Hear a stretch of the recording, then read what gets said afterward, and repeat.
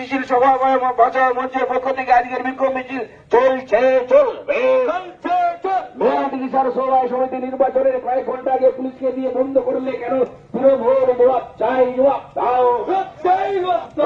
নির্বাচন বাতিল করে সমবায় সমিতির লক্ষ লক্ষ টাকা ক্ষতি করলে কেন? তৃণমূল জবাব চাই, জবাব দাও।